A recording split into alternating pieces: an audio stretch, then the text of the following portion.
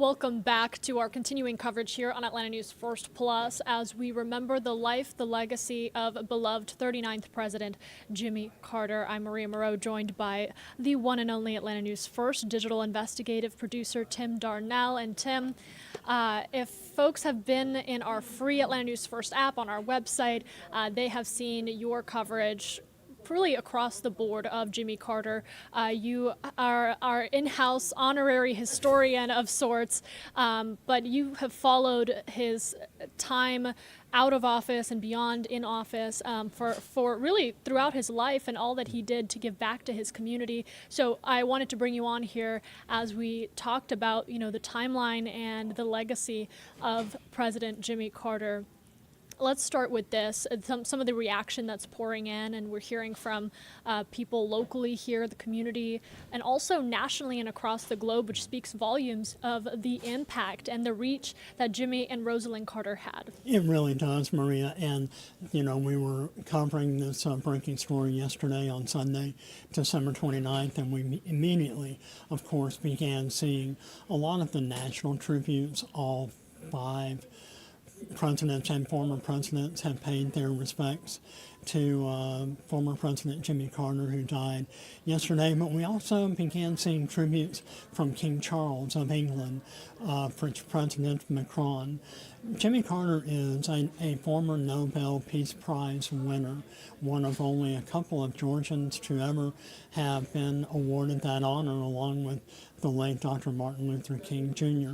Both Dr. King and President Carter were true kindred spirits in the name of civil rights and human rights and equality for everyone, regardless of their background, creed, color, and what have you.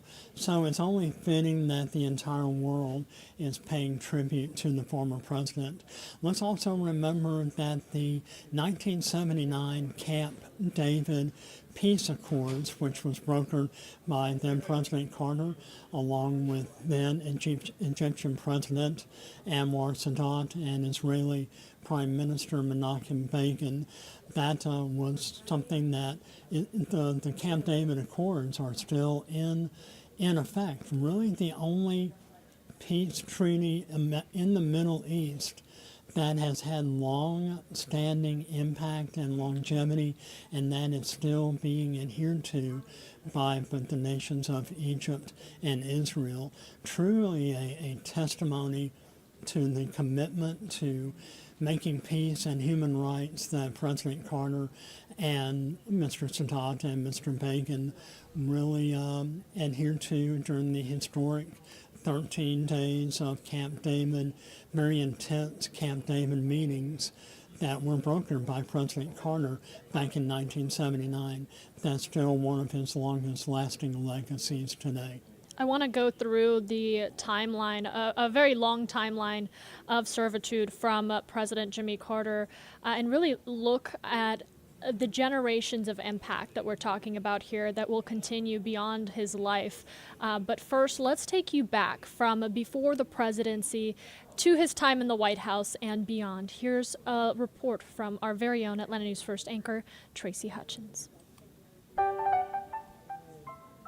James Earl Carter Jr. was born October 1st, 1924 in Plains, Georgia, the son of a peanut farmer. James Carter Sr., known as Earl, and a nurse known by friends and family as Miss Lillian.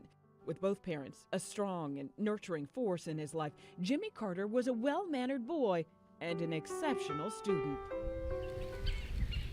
From the time he was 4 years old, Carter grew up on his peanut farm, 2.5 miles west of downtown Plains. It was a life of hard work, a life Carter said he always cherished in his 1976 campaign film. Everybody in the family loved each other. We had to work together. We didn't recognize hardships. We thought we were having a great life, and I think we probably were. In 1941, he became the first person from his father's side of the family to graduate high school. He was accepted to the United States Naval Academy, from where he graduated in the top 10% of his class. And it was during his college years that he reconnected with an old friend back home, Rosalynn. That's Rosalynn standing out in front of the house. Lifelong family friend Aline Haugebuck grew up with Rosalynn and remembers when Carter asked her out to go see a movie. And they started dating and didn't date long before they were engaged. In 1946, the year Carter graduated from the Naval Academy, Jimmy and Rosalynn were married. By that point, the future president was on track for a long, successful career in the Navy, serving at military bases from Hawaii to Connecticut. But everything changed when he lost his father to pancreatic cancer in 1953. Well, it caused him to come back to Plains and try to, I guess, fill his father's his shoes. My children will be the sixth generation. Carter had 3 sons and felt he had no choice but to move his family back to Georgia and kept the peanut farm alive. He did, and not long after began dipping his toes in the pool of local politics. In 1955, Carter ran for and was elected to the Sumter County School Board. I think he was very concerned about the plight of the schools here in our county.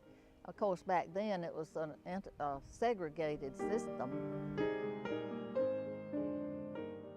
The schools for the blacks was just more or less ignored, I guess you would say, and Jimmy has always felt like things like that were not right. After 7 years of helping build and consolidate Sumter County schools, Carter was ready for more. In 1962, he ran for state senate and won, serving 2 terms. He felt an obligation to serve the people of Plains, of Sumter County, of Georgia.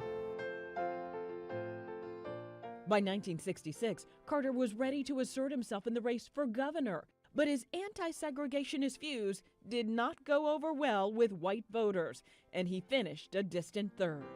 4 years later, Carter tried again and won, defeating Carl Sanders. Presidential historian Dr. Stephen Hockman believes Carter distinguished himself as a governor by working to strengthen the state's education system, cut government spending, and open the door to minorities. When he gave his inaugural address, he announced to the people of Georgia the time for discrimination is over. As governor, he appointed more women and minorities than all governors of Georgia previously had appointed. At the time, state law allowed him to serve only 1 term, and before that term was up, Carter developed a strategy for how he might become a viable presidential candidate. In the wake of the Watergate scandal, Carter painted himself as the Washington outsider, a candidate of integrity. I'll never tell a lie. I'll never make a misleading statement. He appealed to the American people as someone who you could be proud of. I'll never betray the confidence that any of you has in me. His message resonated with voters who were ready for a change from the Nixon-Ford era. And on November 2nd, 1976, Carter defeated then-President Gerald Ford. I, Jimmy Carter, do solemnly swear. I, Jimmy Carter, do solemnly swear.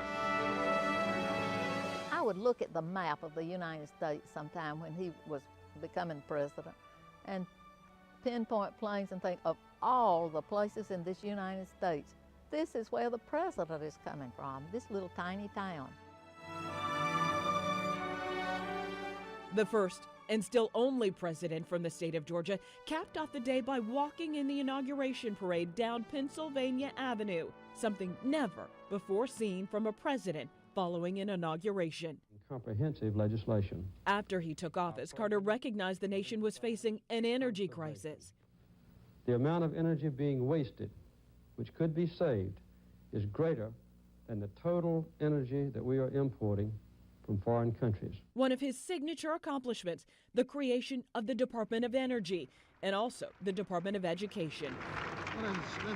And he helped broker a monumental peace treaty between Israel and Egypt, ending a 30-year-long war. So proud of both of you. God bless you.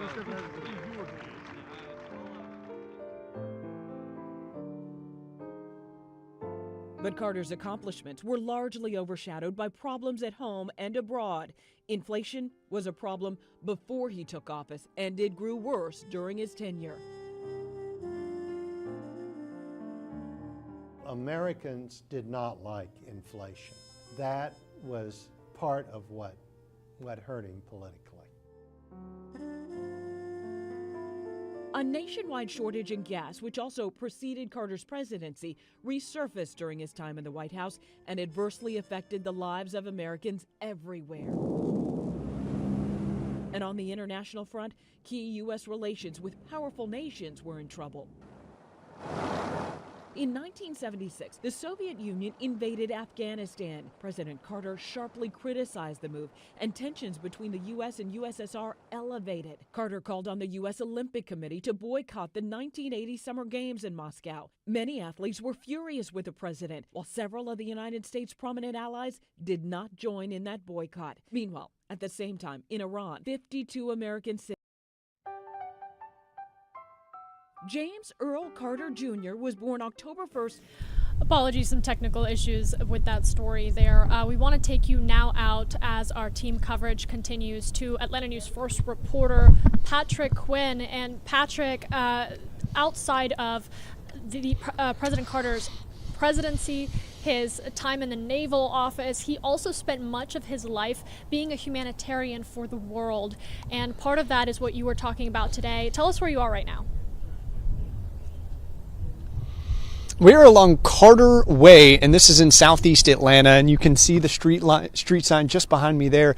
And this is an area of southeast Atlanta that now Habitat for Humanity and Atlanta Habitat, they've built houses, an entire community, of course, building houses. And Habitat for Humanity was a huge project for both former President Jimmy Carter and his wife Rosalynn Carter. Listen to some of these stats. They helped work with more than 108,000 volunteers building homes. They built and helped repair roughly 5,000 homes in 13 different countries. So this was something that they were very passionate about, and certainly that legacy will continue here. Certainly along Carter Way, there's a few homes that were just built in the last year or so. We're going to talk with one of the homeowners here in a couple hours. She was thrilled to talk about the legacy of Jimmy Carter and her now living on Carter Way here in southeast Atlanta. Maria? And Patrick, I know that, when President Carter left office, he said he doesn't intend to take a backseat. He wants to continue to be involved in his community right here in Georgia. And that extended to global servitude, even taking on guinea worms. Talk to me a little bit about Habitat for Humanity and how that started to branch out on an international scale.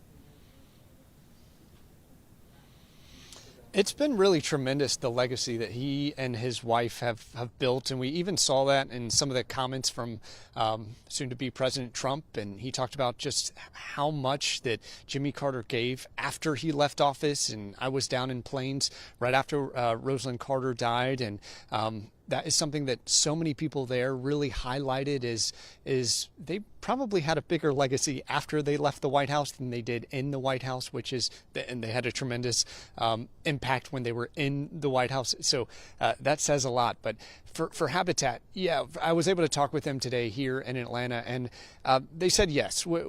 Obviously, all that he did with his hands and the construction and the repairing and the building, and yeah, we've all seen the images of him shortly after surgery. He was out volunteering hours, and I mean, those images are lasting.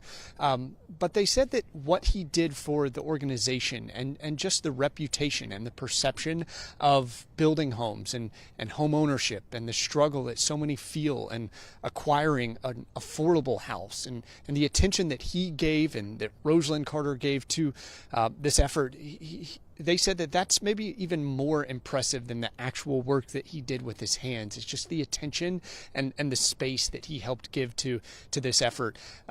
We've seen this on a number of issues that the Carters were just ahead of their time on. I mean, they got ahead of affordable housing before people really felt that on a day-to-day basis. Now we talk about affordable housing, we see the efforts from different municipalities and cities and nonprofits, and it's an all-hands-on-deck kind of approach. But the Carters were ahead of that. In the same way that Rosalynn Carter was ahead of her times in addressing mental health. Now that we're so much more comfortable talking about mental health and a lot of resources that go towards that. But certainly Habitat for Humanity, Atlanta Habitat, building homes, helping people just acquire, be a first-time homeowner. That was something that he was really passionate about. even into his late 80s, 90s. I mean, this was something that he was really committed to. I mentioned those numbers. He worked with 108,000 different volunteers building homes. That was over a 30-year stretch. So this was not something that he did time and again. This was something that he was really dedicated to. Maria?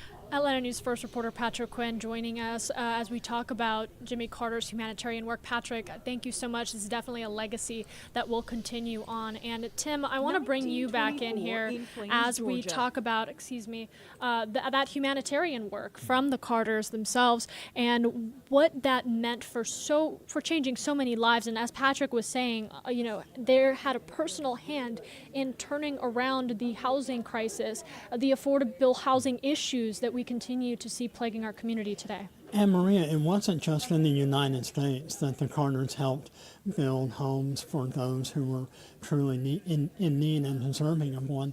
Jimmy and Rosalynn Carter built homes around the world for countless hundreds and thousands of people, not only through Habitat for Humanity here in the U.S., but through the Carter Center. They, as Patrick Quinn was saying, were really ahead of their time in terms of affordable housing. And while the Carters did not start Habitat for Humanity, they weren't among its co-founders. They were arguably the highest profile couple of volunteer home builders, always on the road, on the go, really giving up their time, energy, and expertise in creating housing for those in need. I personally have helped build probably about a half dozen Habitat homes for myself. Never had the opportunity to work alongside President or Mrs. Carter. Would have loved to have had the opportunity to do so. But it's truly an honor. And Habitat for Humanity is just one of those long-lasting legacies of humanitarianism that Jimmy and Rosalynn Carter have left behind, not to mention the Carter Center itself.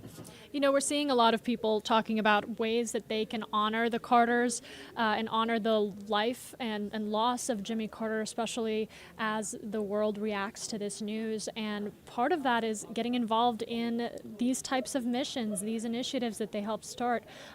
You mentioned you helped work with Habitat for Humanity. Talk to me about that, because some people are hearing about this for the first time, and we really want to connect them to their humanitarian work, as Carter himself telling CBS News in one of his final interviews that he wants to be remembered as a humanitarian and as a servant to the public. Yeah, and as I was saying, Maria, of the houses that I've actually participated in, one of the first homes that we participated in, my wife and I, we actually saw an entire Habitat for Humanity house completed from start to finish. It takes about 8 to 10 weeks or so at that point in time. This was many years ago, and we always joke after the first Saturday, you're laying foundation, you're pouring concrete, you come home and you're just covered in good old-fashioned red clay and red dirt, and you see all of it wash off of you in the shower, and then just seeing the rest of the process from start to completion. What's most rewarding, and sometimes I think this is just one of the more rewarding aspects that President and Mrs. Carter enjoyed, it's just working with and interacting with the family who will be the full-time residents of that occupancy or of that residence. Habitat for Humanity has a pretty stringent and very disciplined qualification program. You have to have a job. You have to have shown a solid financial and social commitment to longevity, to paying off the homes. These are not free. You go through banks, you go through financing. Anyone who has ever purchased a residence, we know the rigorous financial process you have to go through in order to qualify. It's the same for Habitat for Humanity. So these homes are being built for individuals who are truly worthwhile and deserving, single parents, multiple children, couples with children, couples without children, individuals who really need a hand and a helping hand to get back on their feet and to realize the true American dream, and that is owning your own home. It's just one of the most rewarding aspects of an activity that you can engage in. And while we are talking about Habitat for Humanity, one of many humanitarian initiatives from both Rosalynn and Jimmy Carter, I want to point people to the donation page if you wanted to use this time to get involved. Atlanta Habitat for Humanity has a donation screen for you at atlantahabitat.org/donate. Another thing you can do if you go to the Carter Center's website is they are asking in lieu of flowers for the president, the 39th president of our nation, that you donate to the Carter Center, and that not only honors his extraordinary legacy and vision, but also gives back to address global health, peace, and human rights issues that were so near and dear to the Carters. Reaction continues to pour in here into the newsroom, especially as this news turns a day, we're getting closer to that 3:40 p.m. time that news broke, the Carter Center and the Carter family announcing that Jimmy Carter had passed, and the world really taking that news and sharing their devastation and their reflection of the life and legacy of Jimmy Carter. I want to start with some of the most notable statements and reactions that we got. This one from the current president himself, President Biden. Yes, and this was one of the reactions that we reported on yesterday, one of the reactions, I should say, one that we were really, truly anticipating from President Joe Biden, who was very close to President and Mrs. Carter. From the current president of the United States today, America and the world lost an extraordinary leader, statesman, and humanitarian. Over 6 decades, we had the honor of calling Jimmy Carter a dear friend. What's extraordinary about Jimmy Carter, though, is that millions of people throughout America and the world who never met him thought of him as a dear friend as well. To honor a great American, I will be ordering an official state funeral to be held in Washington, D.C. for James Earl Carter, Jr., 39th President of the United States. That was one of the reactions we were focusing on yesterday on Atlanta News First as we were reporting the passing of James Earl Carter, Jr. And, as President Biden mentioned, he has ordered a state funeral. We are now really awaiting details from the Carter Center and the White House regarding the actual details of the procession from Plains to Atlanta to Washington. We presume that's going to be the route whenever this does happen. But the next major news that we are awaiting on here in Atlanta News First are the exact details of the state funeral for the 39th President of the United States. I remember right after President Biden took office, he made a visit to Plains to visit Jimmy and Rosalynn Carter. It was a very famous photograph that we reported on that went viral at the time. Several months later, President Biden, this was again early on in his administration, reported that President Carter had asked him to deliver the eulogy at his funeral. We don't know if that's still going to be the case. Obviously, we're awaiting more details regarding the exact, more information regarding President Carter's state funeral. But President Carter and President Biden go back a number of years. We have a photograph on Atlanta News First of then Senator Biden conferring with then President Carter during a Capitol Hill meeting.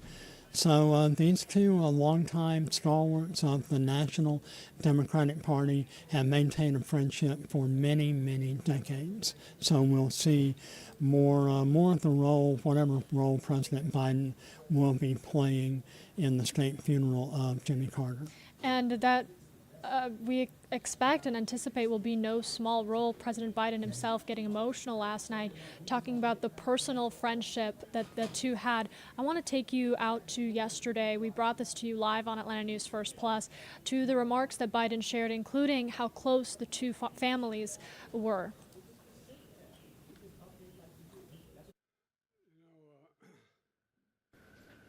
This is a sad day, but it brings back an incredible amount of good memories. Today, America and the world, in my view, lost a remarkable leader. He was a statesman and humanitarian. And Jill and I lost a dear friend. I've been hanging out with Jimmy Carter for over 50 years, it dawned on me. And I had countless conversations over those years. I always would be proud to say that he used to kid me about it, that I was the first national figure to endorse him in 1976 when he ran for president. There was an overwhelming reason for it, his character. What I find extraordinary about Jimmy Carter, though, is that millions of people all around the world, all over the world, feel they lost a friend as well, even though they never met him. And that's because Jimmy Carter lived a life measured not by words, but by his deeds. Just look at his life's work. He worked to eradicate disease, not just at home, but around the world. He forged peace, advanced civil rights, human rights, promoted free and fair elections around the world. He built housing for the homeless with his own hands. And his compassion and moral clarity lifted people up and changed lives and saved lives all over the globe. Jimmy Carter was just as courageous in his battle against cancer as he was in everything in his life. Cancer was a common bond between our two families, as of many other families. And our son Bo died. When he died, Jimmy and Rosalynn were there to help us heal. Jimmy knew the ravage of the disease too well. He lost his father, his brother, his sisters to this terrible disease. So when Jimmy was diagnosed, we did our best to comfort him. We met with him down in Plains. We met with him. Anyway, we talked and shared our beliefs that as a nation, we have the talent. We have the talent and the resources to one day end cancer as we know it if we make the investments. He believed that like I do. I'll always cherish having seen Jimmy and Rosalynn Carter together. Theirs was a love affair of the ages. While we'll miss them both dearly, I do take some solace in our kids were saying it, that they're united once again. We're going to remain forever in our hearts, but they're together again. The entire Carter family, on behalf of the world, the whole nation, we send our whole heartfelt sympathies and gratitude. Our gratitude for sharing President Carter with us for so many years. You know, Jimmy Carter stands as a model of what it means to live a life of meaning and purpose, a life of principle, faith, and humility. His life dedicated to others. You know, he's like my dad. And I do want to share also this statement from President-elect Donald Trump saying, quote, "Melania and I are thinking warmly of the Carter family and their loved ones during this difficult time. We urge everyone to keep them in their hearts and prayers." And the president-elect goes on to say the challenges Jimmy faced as president came at a pivotal time for our country, and he did everything in his power to improve the lives of all Americans. For that, we all owe him a debt of gratitude. And Tim, I want to go more locally here, from one governor honoring another. As the only president thus far to come from Georgia, he showed the world the impact our state and its people have on the country. And as a son of Plains, he always valued Georgians and the virtues of our state, choosing to return to his rural home after his time in public office. Their families continue to be in our prayers as President Carter is reunited with his beloved wife, and the world mourns this native Georgian, former state and national leader, and proud peanut farmer. That quote, that statement, I should say, directly from our governor here in Georgia, Brian Kemp, reacting. And I mean, that is a point of pride for many Georgians here, is that President Carter was Georgian through and through. He served as governor, he served in local politics, and he came back to Plains serving as a teacher of God, serving as a community member until his final breath. He really did, Maria. And as a native Georgian and a native Atlantan, I can remember very distinctly how exciting it was when Jimmy Carter won the White House in the 1976 general election. Let's just go back, though, and look at his history here in Georgia, born in the small town of Archery, Georgia, nearby Plains, and was educated in the Georgia's public school system, enlisted in the U.S. Navy, went to the U.S. Naval Academy, and earned a commission.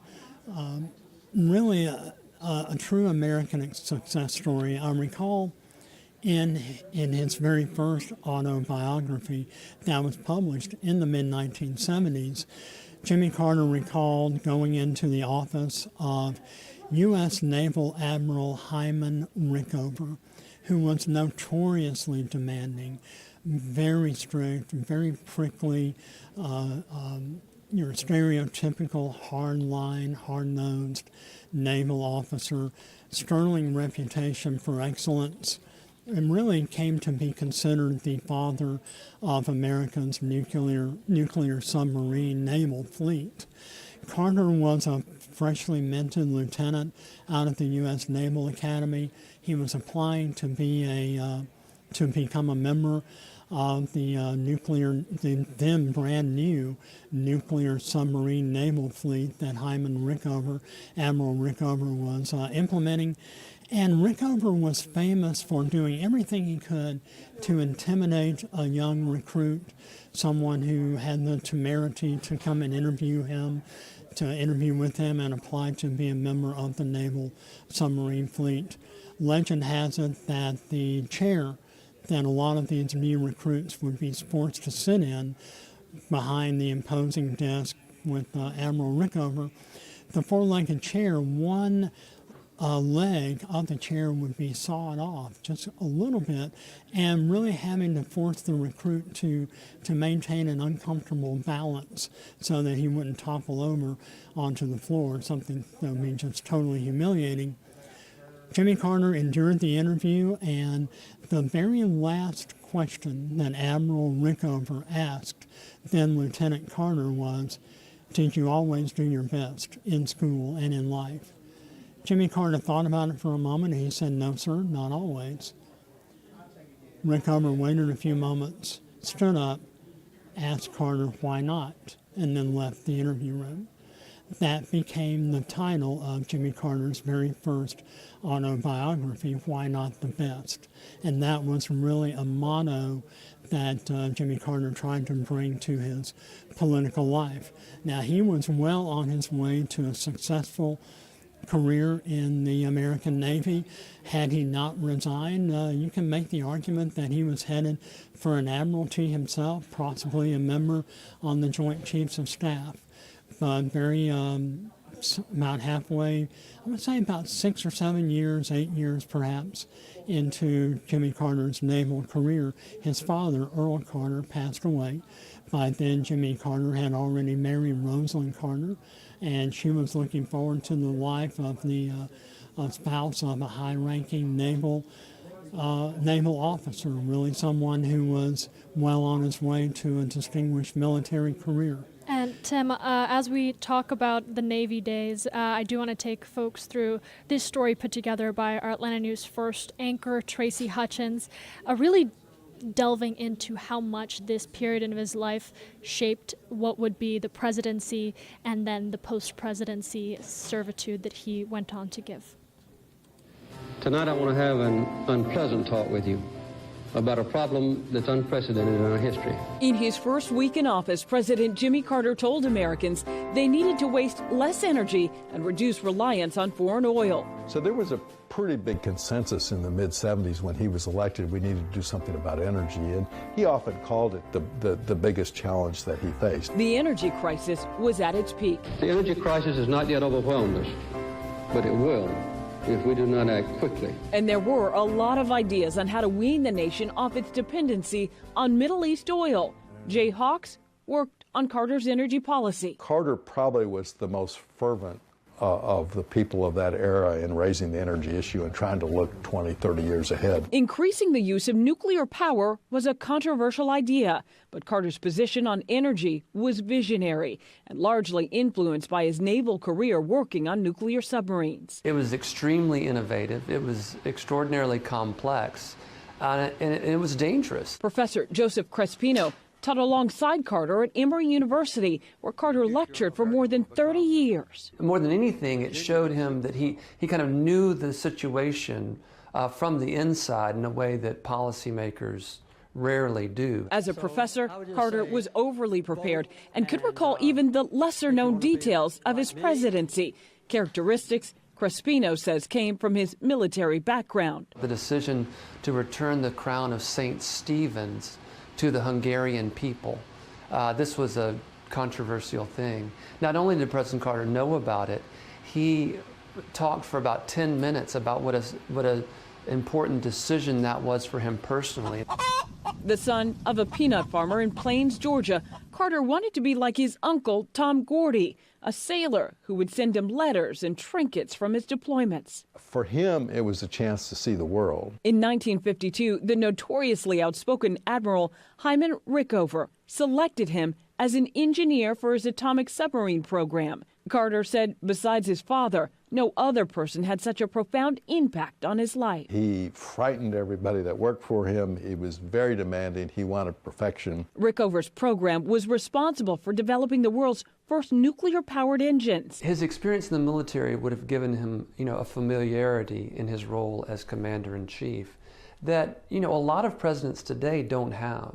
There, Carter had top security clearance and worked on groundbreaking technology, exploring ways nuclear power could generate electricity and propel ships. It was taking this technology that had been used for destructive purposes, and how could it be put to use for positive, peaceful purposes. That same year, Carter saw firsthand the destructive nature of nuclear power when he was lowered into a damaged reactor to clean up a partial meltdown at the Chalk River Laboratories in Canada. While in most areas of life we all allow ourselves to make occasional mistakes, if you're working on nuclear reactors, you probably don't want to make any mistakes. That experience later informed Carter's decisions as president. And it may be part of the reason why President Carter the United States was never involved in a war during President Carter's 4 years.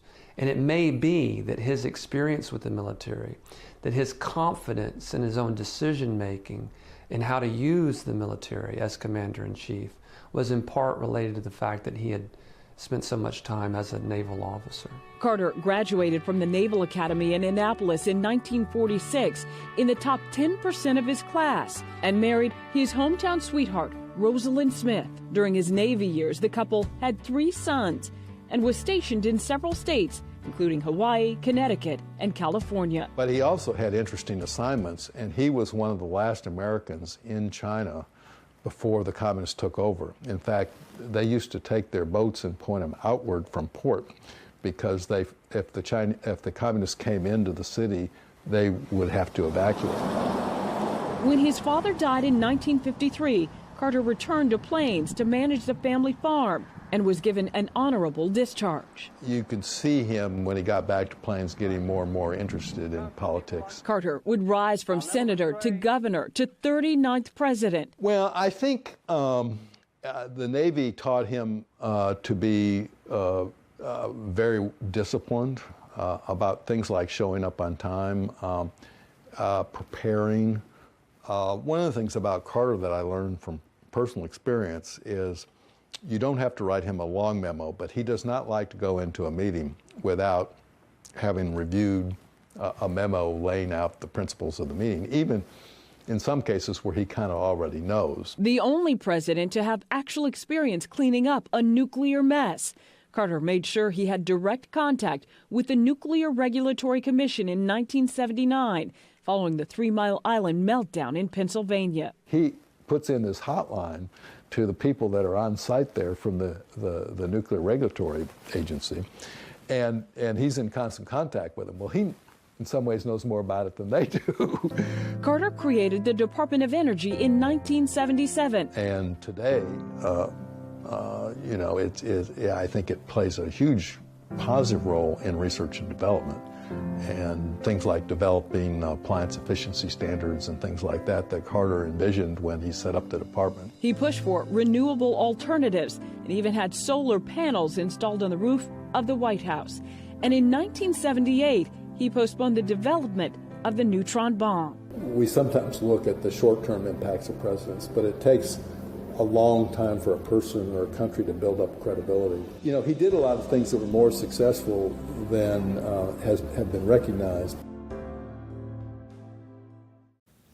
And there's a live look right now for you of the White House as preparations are going to get underway for a nationwide mourning, is most appropriate to say, of a beloved president, the 39th president of our great nation. And you know, as that story just highlighted, he was so much more than that, and that continued that adoration from the community throughout his life as he continued to impact those around him. I want to get back to the timeline that you put together here, Tim, as we talk about 1953, the era that kind of started shifting Carter's life from Navy servitude, from the military to local politics. Well, Maria, that was the year that his father, Earl Carter, passed away, and Earl Carter had run the family peanut farm for many generations and been in the Carter family for a couple of generations.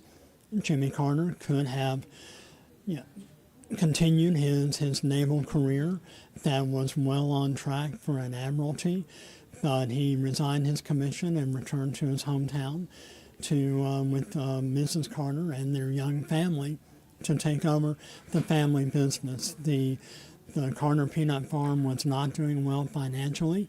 Jimmy Carter turned it around through his own hard work and business acumen and just a high level of intelligence and an incredible work ethic. The family farm begins to turn around, and Jimmy and Rosalynn Carter continue to grow their family. It's right around that era that Jimmy Carter began getting involved in local politics, not only at the local county board of education, but he also runs and becomes a state senator from the small southwestern community of Plains, Georgia. Represents Georgia at the state capitol for 2 to 3 terms, has higher ambitions, and decides to run for lieutenant governor, a campaign in which he is unsuccessful, then runs for governor and defeats the incumbent Lester Maddox, was also a Democrat. Carter also defeated Republican Hal Suit, who was a pretty well-known local TV news personality, news anchor and journalist, very well-known and respected, and Jimmy Carter becomes governor from 1971 until 1975. We have to remember at that point in time, Georgia's Constitution only allowed a governor to serve 1 term. It has since been amended to allow a governor to serve 2 consecutive terms, but at that point, governors were term limited to 1. And then Jimmy Carter does something that is totally unthinkable. In late 1974, 1975, several of his key advisors, namely Hamilton Jordan, Joni Powell, and Patrick Cadell, who was a pollster, come up with one of the most audacious political campaign plans that has ever been drafted, I think, in the history of American politics. Here is their game plan for how a 1-term Georgia governor, virtual unknown outside the state of Georgia, could actually mount a successful campaign to become the next president of the United States. Totally unheard of. Carter announces his intention to run for the White House in 1975. It could have been late 75, early 76, I can't recall. But the plan is so audacious, it almost makes him sort of a political laughingstock. Who in their right mind would ever think that someone totally unknown from south of the Mason-Dixon line who has only been a governor for a few years, limited state legislative experience, no federal office experience, could actually ascend to the highest office in the land? But the political climate in 1976 was ripe for the ultimate outsider. We have to remember that at that point in time, Richard Nixon had already resigned as president. Gerald Ford, an unelected president, is presiding in the Oval Office. We also have an unelected vice president, Nelson Rockefeller, presiding from the Blair House. Ford and Rockefeller are overseeing an economy that is in trouble and a national political spectrum that is in the midst of the post-Watergate, post-Vietnam malaise. We have high inflation. Gasoline shortages are just now beginning to percolate throughout the American economy thanks to the Organization of Petroleum Exporting Countries price hike back in 1973. Those price increases are now becoming mainstream across the American economy. In 1976, the Democratic Party held a record number of primaries. Carter and his team of advisors reckoned and figured that if they could get in early and win enough primaries early throughout the 76 primary season, that by the time the July Democratic National Convention rolls around, they would be virtually unstoppable. And that's exactly what happens. Hamilton Jordan, Jody Powell. Hamilton Jordan would go on to become Carter's White House Chief of Staff. Jody Powell would become press secretary.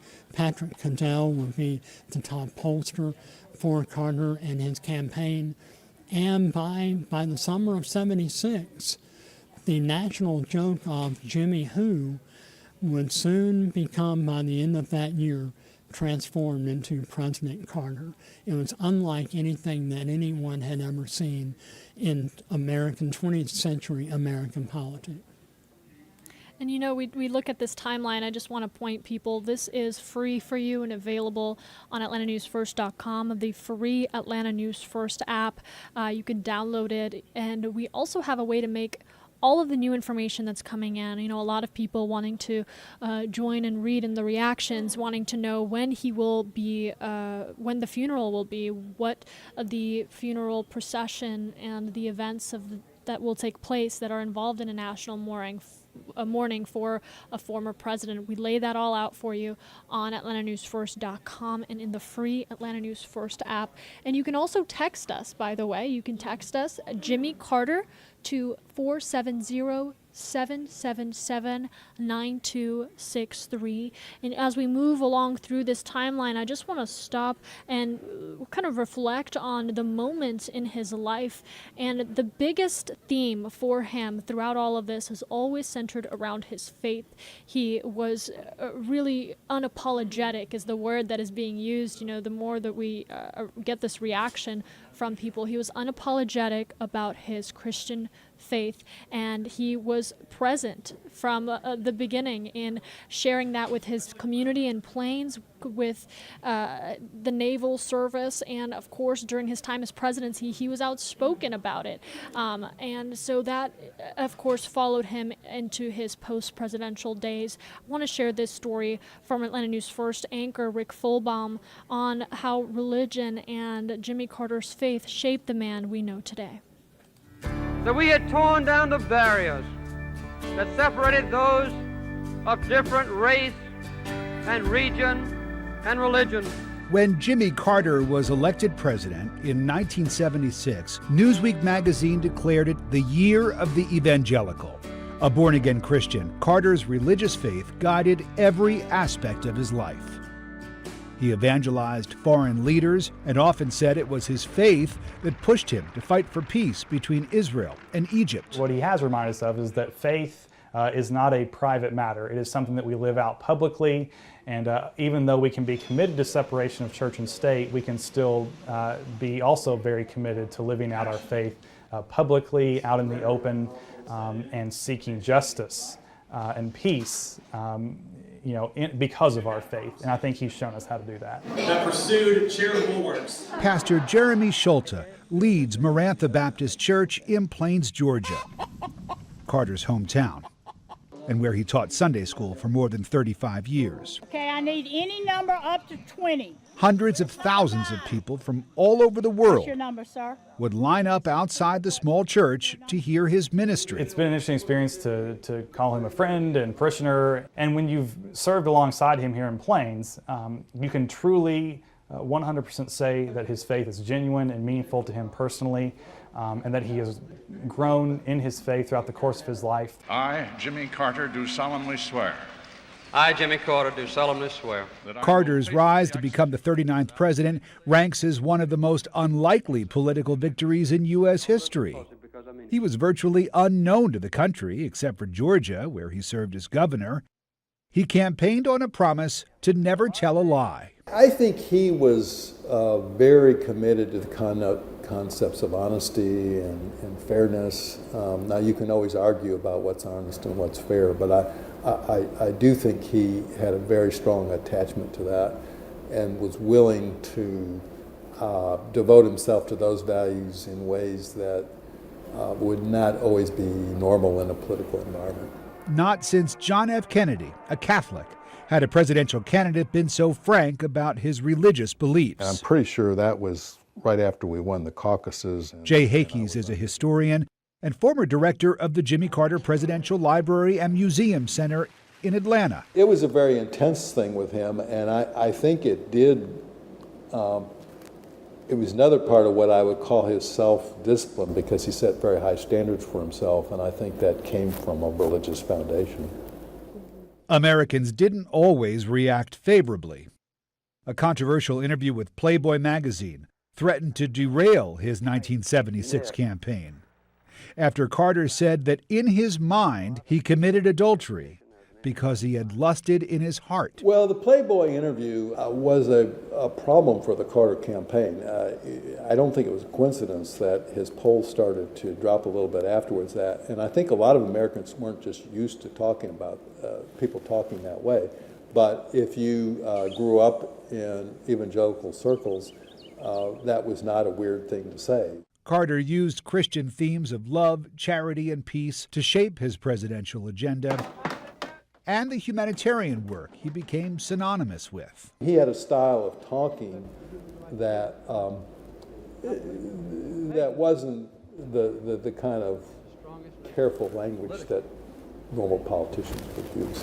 In 1977, he returned the Panama Canal, stating fairness, not force, should lead international affairs. Tonight I want to have an unpleasant talk with you about a problem that's unprecedented in our history. And in an impassioned speech, compared the energy crisis to the moral equivalent of war. I do think, compared to most politicians, he was pretty determined not to do a lot of the things that politicians did. And I think that came back to hurt him. What God is telling us here is, when we experience grief, do what? After his presidency, he returned to Plains and teaching Sunday school at Marantha. Some say Carter knew the Bible better than any president since Abraham Lincoln. You don't see that much a lot of times in our politicians. And America has always been known for being a country of great values, and we've kind of gotten away from that. In 2015, he shared with his congregation, and later the world, that cancer had been found in his liver and spread to his brain. When he shared with our church that he had cancer before he told the whole world, I said this to him after he shared it. I said, I just want to tell you that God is not through with you, but we're going to fight this and we're going to have the whole world pray for you. And God was not through with him. Carter's religious example is part of his legacy. I consider him someone who has imparted on me a lot of wisdom and love and grace, and something that I really appreciate and am thankful for. I'm reminded through his example that the man from Plains, who was raised in a town of 600 or 700 people, can still pursue peace and live out his Christian call wherever it takes you. You know, for the newer generation who didn't have the privilege of growing up under President or Governor Carter, this is refreshing politics. It's one of a kind and extraordinary, I think, is the word most people are using, life of a man, and it warms all of our hearts to revisit that and to know him that way, and to feel a personal connection through these stories that we tell. And that's why you and I are here today. But I wanted to jump back into the timeline that we were following, and primarily this presidential campaign that really will continue to go down in the history books and shape much of what we know of Jimmy Carter. Yeah, Maria, when Jimmy Carter, by the time the 76 Democratic National Convention had convened, Jimmy Carter had already won enough delegates to secure his party's White House nomination. The next major decision he would make would be who his running mate is. Now, you can make the very sound political argument that a White House nominee should choose someone who can complement the bottom of his ticket and also simply help him win the election by bringing in another state or another region. Along those lines, Carter chose U.S. Senator Walter Mondale, who was the latest in a long line of liberal, progressive Minnesota U.S. senators, most notably former U.S. Senator and former Vice President Hubert Humphrey, who was chosen by Lyndon Johnson to be his vice presidential running mate in 1964. Here is a man from the Deep South reaching literally, figuratively, and in all ways imaginable, geographically, to the northernmost portion of the United States and saying, come with me and let's make this a true national party ticket. And I remember then Congressman Andrew Young, the night that Carter's running mate was announced and he had chosen Walter Mondale. Andrew Young is on national TV and he's giving his heartfelt reaction saying, thank God the Civil War is over. This was a true national non-geographic presidential running ticket with Jimmy Carter and Walter Mondale. They would go on to face then President Gerald Ford, who by that time had removed Nelson Rockefeller as his vice presidential running mate and chose U.S. Senator Bob Dole from Kansas.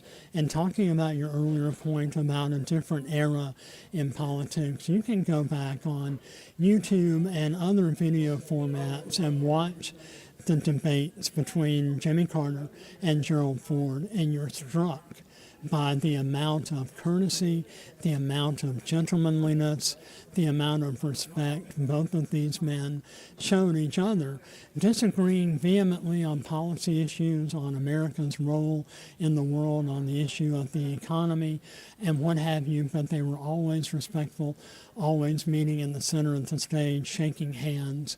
And on election night, Carter would win one of the closest elections in American history. You have to go back perhaps to 1968. I'm sorry, I should say 1968, when Richard Nixon defeated Hubert Humphrey by a very narrow margin to win the White House. And then 8 years before that, when John F. Kennedy defeated Richard Nixon, again by a very small margin to win the White House. Really, the Carter-Ford election was one of the last true razor-thin elections that we've had in American history. January rolls around, Jimmy Carter takes the oath of office that we've seen a couple of clips on in packages that we played, and then something else unprecedented happens. Never before in American history had a newly elected president and his spouse, First Lady, walked down Pennsylvania Avenue from the U.S. Capitol to the White House. Pure political genius and a stroke that Jimmy Carter was truly a master politician, reaching out to the American people and making his presidency available to everyone. And I will say, you know, this also speaks to him as a partner to Rosalynn, and something he said throughout his life is he she was his partner in life in his presidency, during his naval service and beyond, through their humanitarian work and partnership to each other. And she stood by his side through all of it. And this photo that we're looking at right here that was so historic and memorable, it is really a picture in front of you of that and of what their relationship together was, the strength these two had for each other, and how they navigated life, the presidency, through that.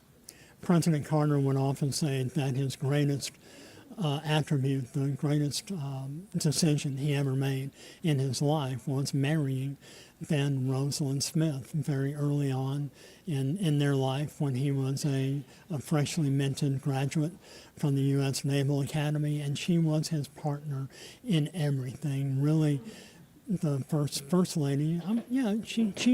There were a number of first ladies who she followed in their footsteps, whether or not it was Mrs. Roosevelt, Eleanor Roosevelt, who played a very large role in her husband Franklin Roosevelt's administration, to Jacqueline Kennedy, who was just a model of style and grace, to as part of the magical political kingdom known as Camelot, to Lady Bird Johnson, who pioneered the Interstate Highway Beautification Program, to Pat Nixon and others. But Rosalynn Carter was Jimmy Carter's greatest political asset and advisor, and she became as well known as a presidential wife and spouse as anyone else who's ever occupied that position in the American political spectrum. Well said. Mrs. Carter passed on November 19th, 2023. So not long ago, we brought to you the mourning across the nation and beyond of her passing, and we got to hear the stories, her service, and who she was as a person herself, as a powerful ally to Jimmy Carter, as someone who was fully involved in a number of issues: women's rights, mental health, caregiving, and the list goes on. Even after her diagnosis with dementia, she still remained involved in her community and really committed herself, much like President Carter, to giving back until the very end. She died peacefully with family by her side. And as we talk about President Carter and how beloved he was and will continue to be, we wanted to take this moment to talk about the woman by his side through it all, Mrs. Carter. Outside the town center in Plains, Georgia. You need another one? Aside flags at half-staff. It's the Lions Club Christmas tree. Stringing Christmas lights, we met Linda Campbell. Sad. Very sad. It's the first morning since Plains lost its matriarch. She was our first lady. Even before she became the first lady of the country, she was our first lady. Their former First Lady, Rosalynn Carter, was born here, grew up here, and died here. She's not suffering, so that is very good. Jill Stuckey has known the Carters the last 30 years, hosting them weekly for dinner. I met her outside the building where the Carters once went to grade school. She clearly took what she learned here and ran. She ran all right, and she took Jimmy with her. After high school, Rosalynn Carter went to Georgia Southwestern College, now Georgia Southwestern State University. She put education first. When the young, handsome naval man asked her to marry him, she said no, because she wanted to finish her degree. She later relented. A match beyond marriage, Rosalynn considered herself a political partner to the former president, a pioneer in her own right to advancing women's rights and access to mental health care. The world has to learn to live without that ray of hope. His life will not be complete without her. She was his life. Plains and the former president now forced to forge a road without Rosalynn. And yet the light she left is shining onward. We will survive. We will go on. And I wanted to take that time to talk about Rosalynn. That was a story our reporter Patrick Quinn did after the news came out that she had passed. And, we got to see Jimmy Carter, along with the remaining living presidents, attend her funeral. They also shared their heartfelt statements and their love for her. that really was felt across the country. And now we turn to Jimmy Carter and the saying now that they're reunited in heaven. They are reunited, Maria, and they were the longest lived presidential couple in American history. They were married 77 years. Obviously, Jimmy Carter had long since surpassed the record for America's oldest living former president. That record had been previously held by George Herbert Walker Bush, John Quincy Adams before him, and possibly John Adams as well. But they are reunited, and they were a true political partnership in every sense of the word, both community, romantically, family-wise, unapologetic in their faith, and true partners. She became as big a celebrity and as big of and as influential of an international political figure as her Nobel Peace Prize winning husband. She was there every step of the way, and they were never, very seldom if ever, seen in public, one without the other. We're all familiar with the famous photographs of the presidential couple building Habitat for Humanity houses, traveling all over the world. There's an amazing part of the Carter Center Library where she recounts all of the international trips that she and Jimmy Carter took during their 4 years in the Oval Office. And Tim, as we continue our team coverage here and talk about all that made Jimmy Carter who he was, his life, his legacy, I want to take folks out to our Atlanta News First political reporter, Doug Reardon, who is following really some of the stories that will continue on of Jimmy Carter, the man that he was. Doug, can you hear us all right? And I got to ask you, you have covered Rosalynn's passing. We were just talking about Mrs. Carter, now turning to Jimmy Carter. What are some of the conversations that are starting to be had?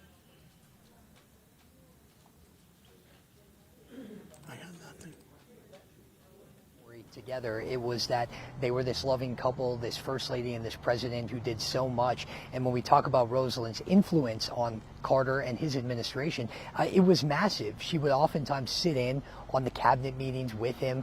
She would be one of his top advisors outside of the folks who actually served in those roles. And so not only were they really united in marriage, but they were united in governance as well, too. She played a huge role as being kind of the moral compass of his administration. And of course, that continued many, many years after he left the White House when they would do Habitat for Humanity builds together. They ended up running the Carter Center together where they, cured all these tropical diseases that had been really ravishing certain countries. And so their work went well beyond just their relationship as husband and wife. It really changed the world in a lot of ways. And so I just want to let you know, we're actually out in Leesburg, Georgia, where the sun is very bright, so I apologize for the squint. But we were interviewing one of Carter's photographers when he was down here in Plains many, many years after he left the White House. And so we'll have that story coming up a little later on Atlanta News First when we go on air. But he's just one example of the people that Carter touched down here as far as just impacting lives in a place really that was not ever going to be on the map if not for him. And so we had been down to Plains last night. Even last night, just hours after the news came out, we were talking to people who were in Plains coming up just to take in the site. Plains is always a place where people came to learn about Jimmy Carter, and now we're finding it's very quickly becoming a place where people are coming to remember Jimmy Carter now that he has passed on. And Doug, we know you talked with the Carter photographer Charles Plant, having sketched and captured the Carters over the years. What was his reaction now that both of them have, passed on, reuniting in heaven, as people are saying? Yeah, that was his sentiment too. He had said that, he was obviously saddened by Rosalynn's passing back last year when it happened. And so he's told us that he was watching TV yesterday, had a movie on, and got a call from a friend saying, you need to turn on the TV, your friend Jimmy Carter passed away. And he said, even though, and I think this is true for all of us too, that even though we all knew this was coming, it was still a bit of a surprise because, he was such a giant, not just here in Georgia, but also someone who was so well respected across the political spectrum. You don't get that a lot. You really don't see these people who are able to have that sort of impact on both sides of the aisle, and really among people who don't care at all about politics.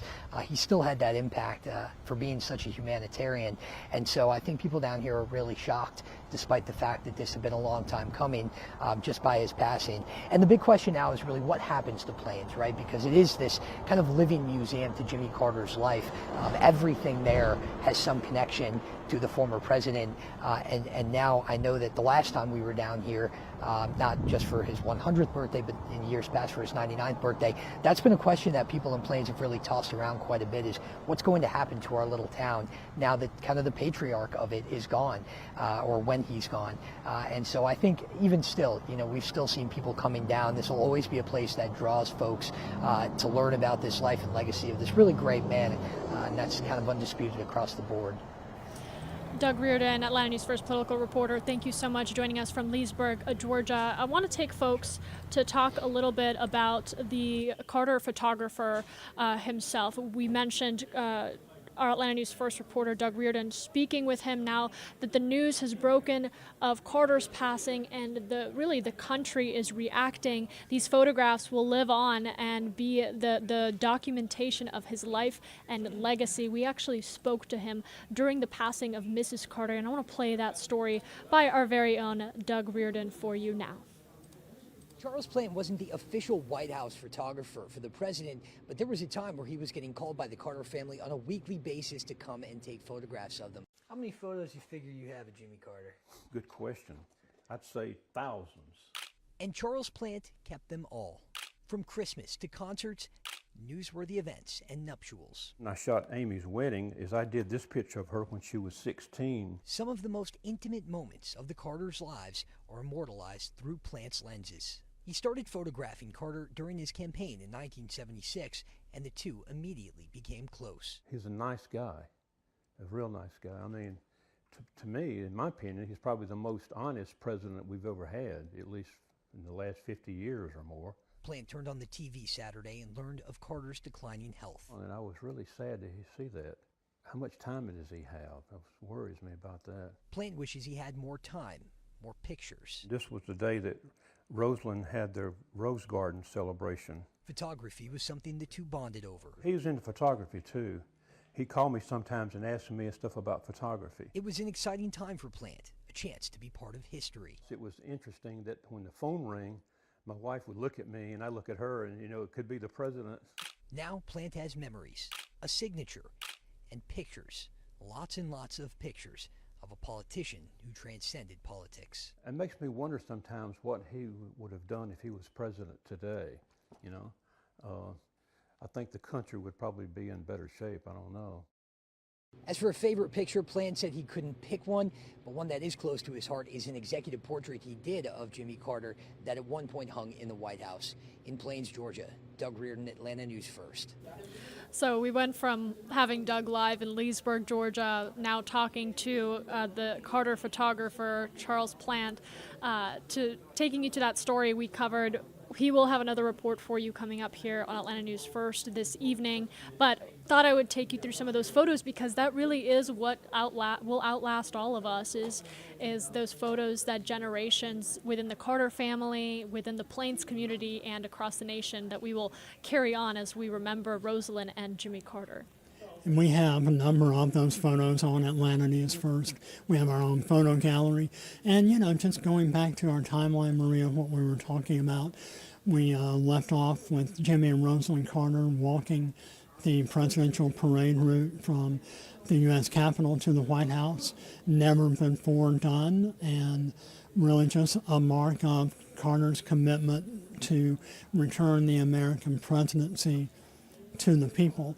And now we're at the point where his administration is underway, and he is facing a number of unprecedented challenges.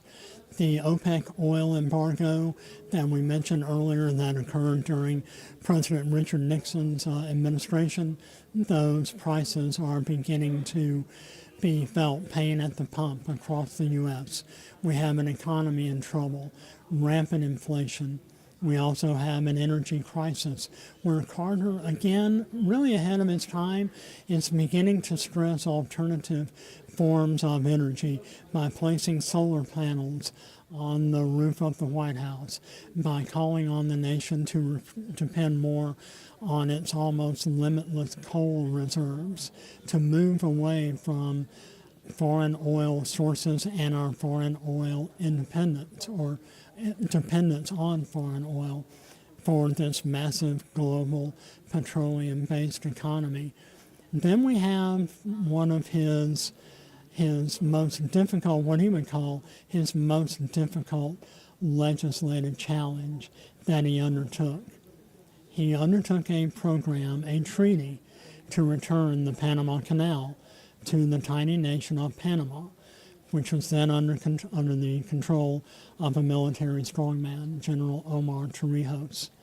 Carter felt like it was a moral obligation that the U.S. should return control or transfer control of the Panama Canal over to that tiny nation, which happened on December 31st, 1999.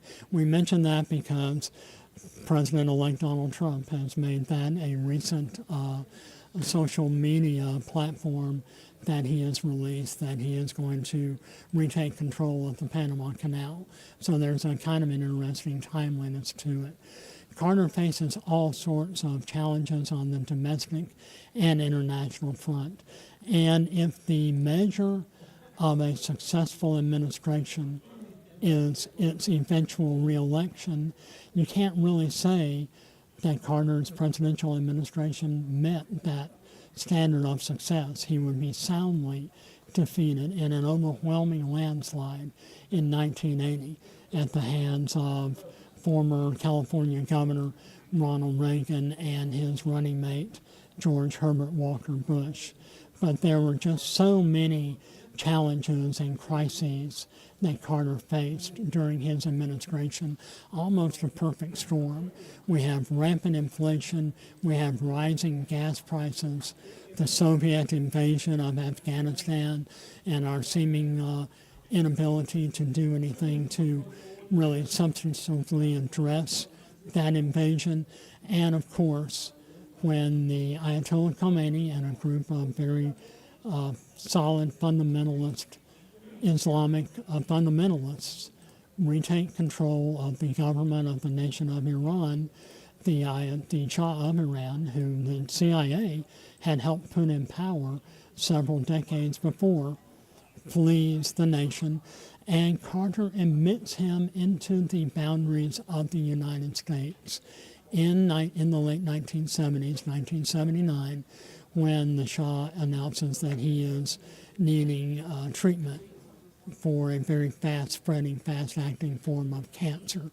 That single decision arguably led to the Iranian student uprising in 1979, when several hundred Iranian students and fundamentalists stormed the American embassy in Tehran, taking 44 American former diplomatic hostages, members of the American Diplomatic Corps hostages, for the next 444 days. All of those really contributed to the solid electoral landslide of Jimmy Carter at the hands of Ronald Reagan in November 1980. And you know, we talk about his political servitude, his time in office, and that exposure that he would carry on in his interactions with global issues. I want to take you now through a story of what these central political focuses was and the outcome of that for the Carter administration. They have almost destroyed the previous democracy that we knew in this country. It's now an autocracy or just plutocracy. They, according to President Jimmy Carter, are the conservatives on the U.S. Supreme Court who made the case Citizens United the law of the land. I think the Citizens United decision of the Supreme Court is the most stupid and counterproductive decision ever made by the Supreme Court. The High Court ruled political spending is a form of free speech, and companies or unions can spend as much as they want supporting or ripping candidates. I'm running for president. Ladies and gentlemen. And if two legacy names in politics, Clinton and Bush, emerge as your nominees for president in 2016, there are some predictions that put their combined fundraising power between $3 to $4 billion. Mr. President, are we at a point where a U.S. presidency in some form or fashion could be bought with that much money? They are bought. There's no question about that. So what does all this mean for you? Does that mean your vote doesn't count? Well, of course you still have your vote, but big money limits your choice. Rich people, very few rich people, can decide who will be the nominees of the party. And don't expect your member of Congress to change the money rules either. Because incumbents, Democrats and Republicans, benefit from the ability to raise a lot of money since they all have a vote to sell or to trade. And I will say he wasn't wrong. It could be argued that President Carter continued to be involved in politics until his final months, having cast his own ballot for the most recent 2024 election. So he was involved, educated through and through, and that lasted really until his final moments. Every election during Jimmy Carter's life, he cast a ballot for. And the most recent one, obviously, we heard that he was very proud to cast his ballot for Democratic Vice President Kamala Harris this past presidential election. But really, after Maria, after he left the White House at the hands of a very solid, overwhelming landslide at the hands of the American voting electorate, choosing former California Republican Governor Ronald Reagan to become the 40th President of the United States. Jimmy Carter and Rosalynn Carter really were only just getting started. We live in an era where ex-presidents retire to the golf courses. They found a library or a presidential museum. They play golf and they hit the multi-million-dollar lecture circuit. That was not the world that Jimmy Carter wanted to create after his life in the White House. Still a relatively young man, many, many years ahead of him, both him and Mrs. Carter. And so they embark on a post-presidency that is unmatched in American history. I don't think we will ever see quite the level of activism, of activity, of principles, and of standards that Jimmy and Rosalynn Carter founded after they left the White House, continuing their involvement with Habitat for Humanity, but also their crowning achievement, the founding and creation of the Carter Center. Now, the Carter Center was not founded without a lot of controversy because of its location. Jimmy Carter wanted to locate the Carter Center in the Decatur metropolitan Atlanta-Decatur community near Emory University, but also convenient to downtown. And he proposed a road that eventually was passed, but it did result in a lot of residential construction upheaval. We now call it the Presidential Parkway.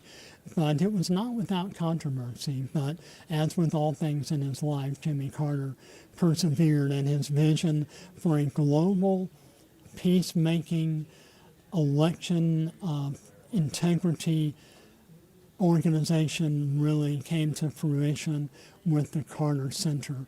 And it was through those efforts and his efforts from the 1979 Camp David Peace Accords that he would ultimately be awarded with the Nobel Peace Prize. There's an amazing statue of sculpture on the grounds of the Carter Center that pays tribute to Carter's efforts to end the horrible disease in many underdeveloped African nations of river blindness, where you have a small child of a village leading an elderly man by a walking stick through the countryside, and that that sculpture. It's very moving, and you can't help but visit the Carter Center and witness that very bronze outdoor sculpture without truly appreciating all of the tremendous accomplishments and impacts that Jimmy Carter and Rosalynn Carter made throughout their lives. And I'm just taking folks through some photos we've put out on our website, atlantanewsfirst.com. Also in the free Atlanta News First app, just of some of the flowers, peanuts, candles, and gifts that folks have been leaving out. What was remarkable to me, Tim, I actually, you and I both were here when that news broke at around 3:40 p.m. Sunday, is that there were already folks coming to the Carter Center to pay tribute, to honor President Carter, and some who even spoke with us yesterday saying that they've had their own personal stories. I mean, one woman got the chance to meet the Carters at some point and spoke of how personal they were, how it was like catching up with an old friend, and you don't get that with someone of his magnitude. So the peanuts, the flowers will only continue to grow, especially as we get into the processions and funerals and moments for the public to come out and formally support the former and beloved president. Well, and that was a comment that President Biden made, that many people had never met Jimmy Carter or Rosalynn Carter, and yet so many millions of people regard him as a friend. It reminds me a lot of former President Franklin Roosevelt. The little White House in Warm Springs, Georgia, in the central portion of the state in Pine Mountain, has a quote from when Franklin Roosevelt passed away. A reporter asked one of the bystanders who saw Franklin Roosevelt's body leave Warm Springs on its way to Washington, D.C., that had they ever met President Roosevelt. And this particular bystander said, no, but he met me, and I felt like I was a neighbor, I was his friend. That's the impact, that's the outreach. That's what so many millions of people across the United States and around the world are remembering Jimmy Carter, that he truly went out of his way to look out for everyone. We see so many political ads and phrases nowadays where we are endeavoring to include everyone in the national discourse and everyone in the national political process.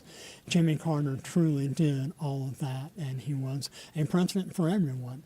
I don't think there's any question that his post-presidency truly established his place in world history, and had it not been for his efforts and Rosalynn Carter's efforts and the wonderful staff and volunteers and supporters at the Carter Center to cement his legacy, this outpouring of grief, we would not be witnessing it today. Certainly, you put into words perfectly.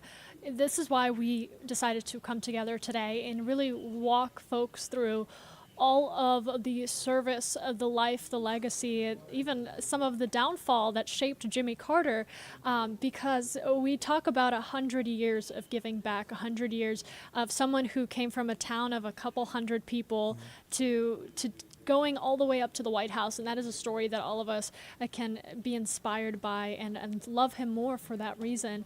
Our coverage continues with Atlanta News First and Atlanta News First Plus. Our team of reporters are in your community. They are in Plains at the Carter Center, across Georgia and beyond, covering the stories of Jimmy Carter and all the lives that he's touched, and that will continue starting with our news at 3. But our coverage on the life and legacy of President Carter doesn't stop now, so we do want to take you out to local news live after this short break.